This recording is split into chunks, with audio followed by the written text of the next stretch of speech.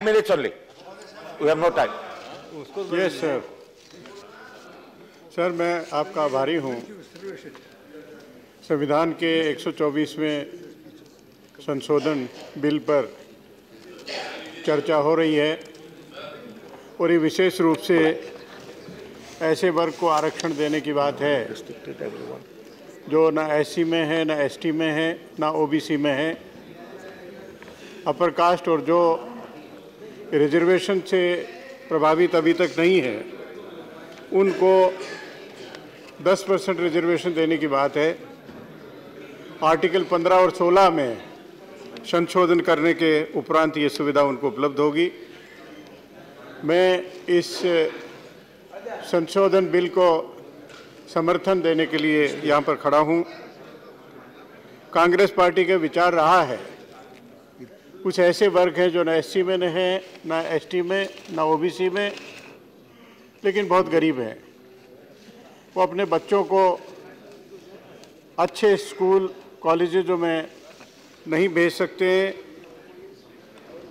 कृषि भूमि नहीं है, अन्य साधन नहीं है, इनकम के साधन नहीं है और इसलिए उनको आरक्षण की आवश्यकता थी, मानी गई। और इसीलिए 2014 के इलेक्शन मैनिफेस्टो में इसका प्रावधान किया गया। वैसे तो भारतीय जनता पार्टी कांग्रेस पार्टी की हर चीज़ से घृणा करती है, नफरत करती है, आलोचना करती है, लेकिन मुझे प्रसन्नता इस बात की है जो हमने प्रावधान किया अपने इलेक्शन मैनिफेस्टो में, उसका लेते हुए, आइडिया लेते हुए वो ये संशोधन बिल लेके आए हैं। इसलिए मैं आपका स्वागत करता हूं। शब्दावली भी वही है जो शब्दावली हमने रखी थी इलेक्शन मैनिफेस्टो में, उसी तरह से। और लोकसभा में वित्त मंत्री जी ने अपने संबोधन में उसका उल्लेख किया। इलेक्शन मैनिफेस्टो में जो प्राविधान था उसको भी पढ़ के उन्होंने किया। क्योंकि समय डिप्टी चेयरमैन साहब ने बहुत कम दिया है, इसलिए मैं सिर्फ बुलेट पॉइंट्स में ही सिर्फ बात करूंगा। एससी शेड्यूल कास्ट का 16.8% पॉपुलेशन है, रिजर्वेशन 15% है। एसटी की 8.6% पॉपुलेशन है, रिजर्वेशन 7.5% है। ओबीसी की पॉपुलेशन 54% है, रिजर्वेशन केवल 27% है। इस तरह से 80% पॉपुलेशन को, जनसंख्या को 80% जनसंख्या को 50% 49.5% वो रिजर्वेशन प्राप्त है। तो बाकी के 20% को 50.5% आरक्षण उपलब्ध है। और ये एक विषम परिस्थिति है अपनी जगह। और एनडीए सरकार ने विशेष रूप से ये कर दिया कि रिजर्व कैटेगरी का जनरल कैटेगरी में compete नहीं कर सकता, उनको रिक्रूटमेंट नहीं किया जा सकता, जनरल कैटेगरी का रिजर्व सीट में नहीं कर सकता। तो इस तरह से जो बाकी के 20% हैं, 50.5% वो रिजर्वेशन उन्होंने किया।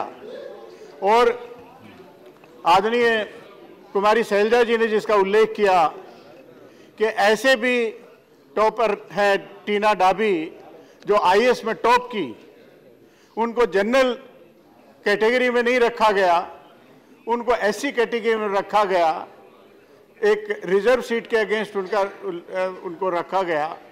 तो ये दुर्भाग्य की बात है। इस तरह की व्यवस्था होनी चाहिए। मैंने इसका यहीं पर इसी सदन में उल्लेख भी किया था कि ऐसी व्यवस्था होनी चाहिए जो होनहार स्टूडेंट्स हैं, युवतियां हैं, लड़कियां हैं, वो compete करती हैं, उनको जनरल में कंसीडर किया जाना चाहिए। और यहाँ पर जवाब देते समय, बात करते समय कानून मंत्री जी ने कहा था कि उदारता बरतनी चाहिए। झा जी है जो इन्होंने डिबेट की शुरुआत की थी भारतीय जनता पार्टी की तरफ से, उन्होंने कहा कि उदार मन से इसका स्वागत करिए। ये उदारता तो ठीक है, आपने जो जनरल कास्ट के लिए 10% का रिजर्वेशन दिया उसमें उदारता आपने दिखाई, अच्छा है, हम उसका समर्थन भी करते हैं। लेकिन यही उदारता आपको SC, ST, OBC में क्यों नहीं दिखाई देती? इसका उल्लेख किया आदरणीय कुमारी शैलजा जी ने कि ट्राइबल सब प्लान, शेड्यूल कास्ट सब प्लान, वो आपने खत्म कर दिया। 1976 में इंदिरा जी जब प्राइम मिनिस्टर थी तो ट्राइबल सब प्लान शुरू किया गया। 1980 में जब फिर इंदिरा जी प्राइम मिनिस्टर हुई तो SC सब प्लान शुरू किया गया। इससे मॉनिटरिंग होती थी, इससे अकाउंटेबिलिटी एस्टेब्लिश करती थी, और NDA सरकार ने इसी दौरान में पिछले 5 साल में इसको योजना को खत्म कर दिया। ये कहा कि हम अलग अलग योजनाओं के माध्यम से। माननीय पुनिया जी, 1 मिनट, आपने 5 मिनट बोला। मैं माननीय सदस्यों से कहना चाहूंगा, लगभग 8:45 होने हैं। हम लोगों ने 8 बजे तक बहस कॉन्क्लूड करने की बात की थी। अंततः 9:15 तक हम सब इसको कॉन्क्लूड करें, वोटिंग की प्रोसेस भी शुरू करनी है। इसलिए माननीय सभी बच्चे सदस्यों से मेरा आग्रह है कि 3-3 मिनट के अंदर अपनी बात खत्म करें, प्लीज। ये मैं बुलेट पॉइंट में बात अपनी कह के आप बुलेट पॉइंट में कहकर अपनी बात खत्म करें। पुनिया जी प्लीज, आप बैठे, आपकी कोई बात रिकॉर्ड पे नहीं जा रही, आप बैठे प्लीज। आप बैठे। हम लोग ये उम्मीद रखते थे, आप में बहुत सक्षम कला है, आप में अपनी बात कहने की सक्षम कला है। संजय जी बैठे, बोलते रहिए। हम लोग उम्मीद रखते थे कि इस कैबिनेट में कम से कम रामविलास पासवान जी हैं, थावरचंद गहलोत जी हैं, हमारे हितों की रक्षा होगी। और लेकिन जिस तरह की बातें हुई, जिस तरह की डिसीजन इस बीच में हुई है, जिस तरह से SC, ST, OBC की उपेक्षा हुई है, उनसे भी बहुत निराशा हाथ लगी है। रिजर्वेशन के ऊपर इनकी टेढ़ी नजर है। मुख्य वही एक साधन है अफर्मेटिव एक्शन का SC, ST, OBC के लिए, उस पर टेढ़ी नजर है। बार बार कहा जाता है कि भारतीय जनता पार्टी के बड़े नेता भी और रिमोट कंट्रोल की तरफ से भी ये कहा जाता है कि रिजर्वेशन को खत्म किया जाए, उसका रिव्यू किया जाए। क्यों रिव्यू किया जाए? मैं आग्रह कर रहा हूं, कंक्लूड करें पुनिया जी। ऑलरेडी जो बैकलॉग वैकेंसीज हैं, उसके लिए स्पेशल रिक्रूटमेंट क्यों नहीं किया? यूपीए सरकार के दौरान में देखते थे हर विभागों का, PSU का स्पेशल रिक्रूटमेंट होता था, लेकिन वो स्पेशल रिक्रूटमेंट बंद किया। लाखों वैकेंसीज हैं जो कि पड़ी हुई है, वो उसका लाभ उसका मिल जाना चाहिए। एजुकेशन इंस्टीट्यूशंस में ये बोलेंगे, आपने कहा कि SC, ST के लिए कोई लिमिट नहीं। मैं जानना चाहता हूं, क्या ये सही नहीं है कि शेड्यूल्ड कास्ट के लिए स्कॉलरशिप पाने के लिए, हॉस्टल में सुविधा पाने के लिए 2.5 लाख की इनकम लिमिट फिक्स है। आप इसमें 8 लाख में सब पात्रता मिले जा रही है, लेकिन शेड्यूल्ड कास्ट की 2.5 लाख अगर आमदनी फिक्स है तो वो कहाँ का व्यक्ति आएगा? कितने लोगों को एक्सक्लूड किया जा रहा है इसमें, ये भी इस सरकार की तरफ से हम जानना चाहते हैं।